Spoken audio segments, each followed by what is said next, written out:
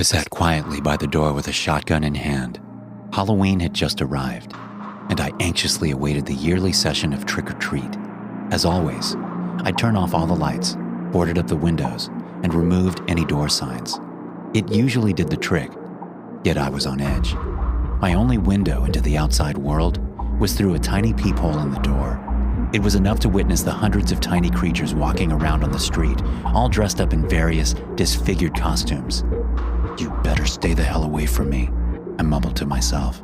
Should any of the horrific small monsters approach my door, I was ready to pull the trigger. Still, that would only provide me a minuscule opportunity to escape. There were simply too many of them, more arriving by each passing year. My best bet would be to remain quiet. One costume child in particular caught my attention. It was a little faceless creature. I pondered how it would even eat without a mouth, a question that was quickly answered as its abdomen tore open, revealing rows upon rows of razor-sharp teeth. I shivered as my eyes wandered to the next mangled monstrosity, an armless, headless creature dragging itself across the ground with dark tendrils.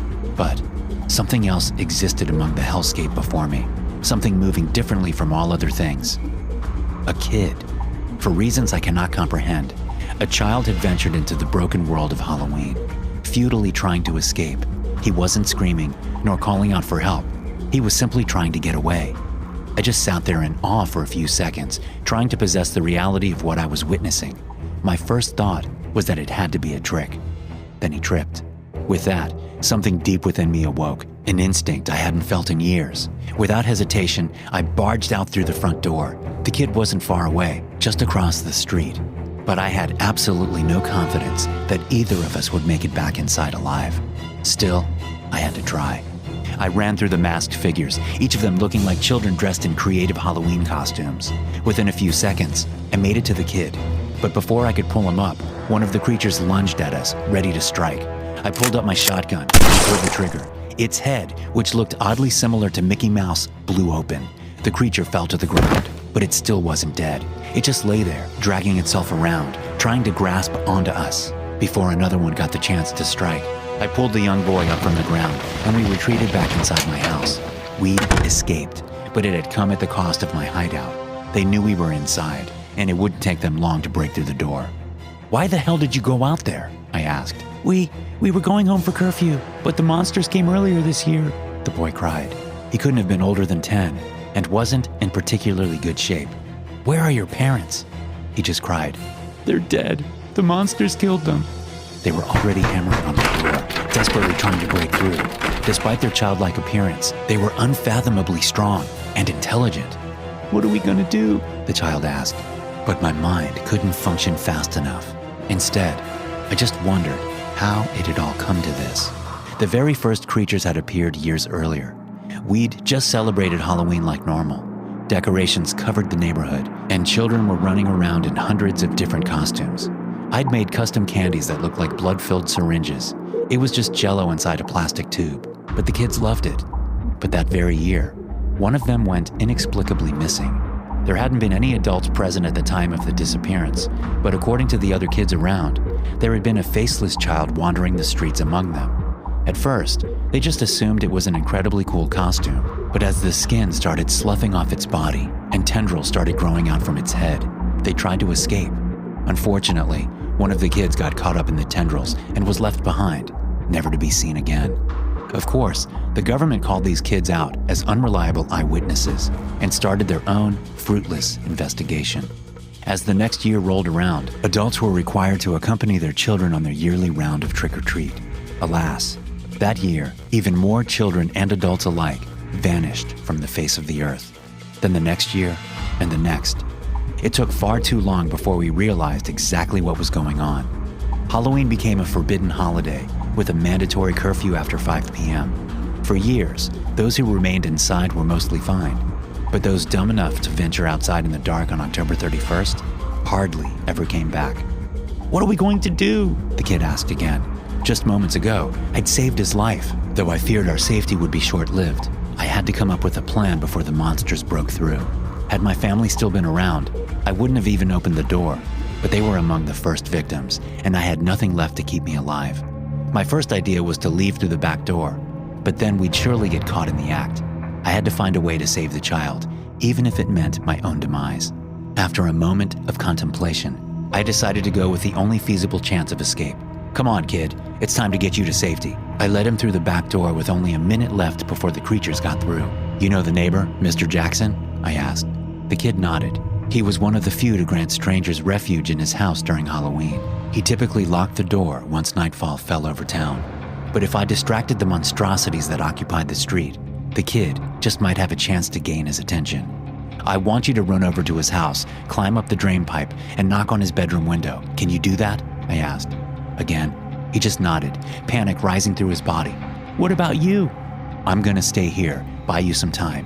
Now, get the hell out of here." I gave the kid a gentle push out the door and pointed my shotgun against the cracking front door. It had just been in time. They had broken through.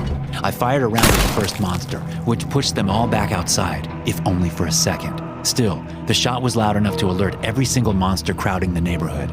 As they all rushed inside my house, I retreated upstairs into my bedroom. At a record pace, I boarded up the door, trapping myself inside. I checked my ammunition, knowing I could only take out a few at best. I only have about a minute left before they get through. I'm recording this message as my last spoken words on this planet, a voicemail to explain that I didn't give up my life for nothing. I just hope they don't. I absolutely used to love Halloween. Not only dressing up as my favorite scary character, making horror-themed food, or putting up decorations. No, I loved the atmosphere that filled our neighborhood, as it changed from being its boring demeanor into something horrifying and exciting. My neighbor and best friend Mark was an even bigger fanatic than myself. Each year, he tried to make the best costume or scariest decoration. But, despite our best efforts at becoming the Halloween kings, we could never match up to Mr. Black. Mr. Black was a man of advancing age. He'd been widowed about a decade earlier, left behind by a vicious, evil wife that treated the entire neighborhood like crap. The only thing she ever loved was Halloween, and she'd make damn sure all the attention was directed at herself each year on October 31st. When she died, I almost felt relieved for the poor man. Still, for reasons beyond my comprehension, he decided to keep his abusive wife's tradition alive. Each year, he'd come up with the most gruesome display of nightmare-inducing decoration. His entire house would be transformed into one of absolute, mind-bending horror. He'd build a pool of blood in his garden, or he'd cover the entire house with cobwebs, unleashing a horde of spiders just to prove that he could.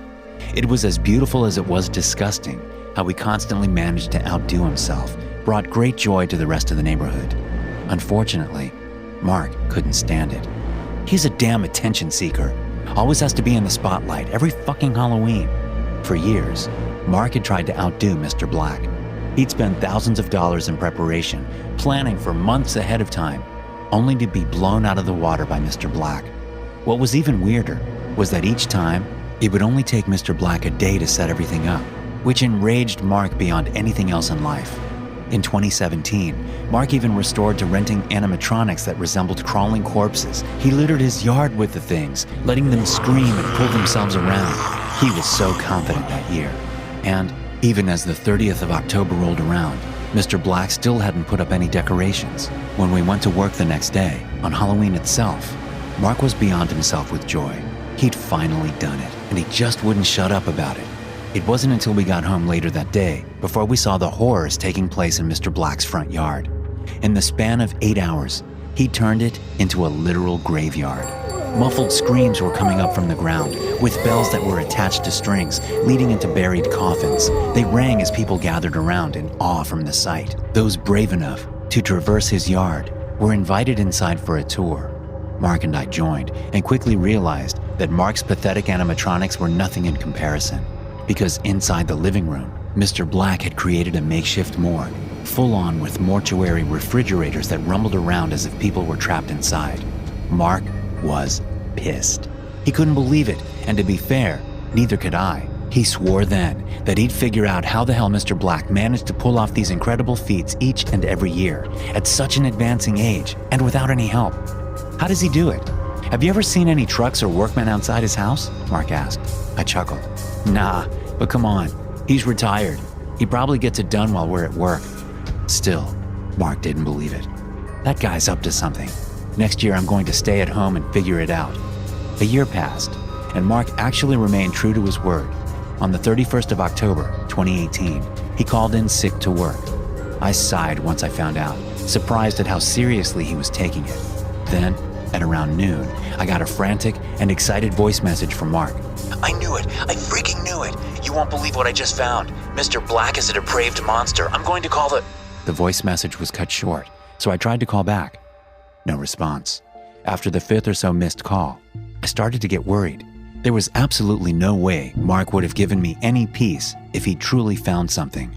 But no matter how many times I tried to call him, I just got a busy signal. By the end of the workday, I was truly scared for him. Mark was never that silent. I needed to figure out what was going on. As soon as I returned home, I went over to Mark's place, where I proceeded to hammer on his door. His wife was the one to answer, and she too seemed worried. Elise, is Mark here? She frowned.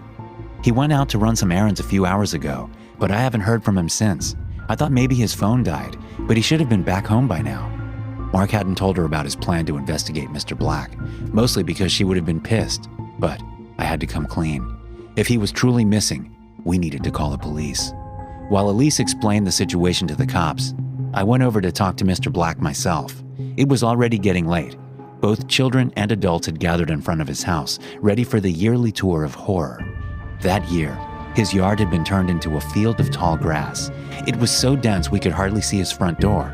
All we could see amid the field were makeshift scarecrows. Mr. Black hadn't let anything go to waste. As we entered his yard, the air filled with stench of rotting flesh. It wasn't unusual for him to utilize all 5 senses, but this was extreme.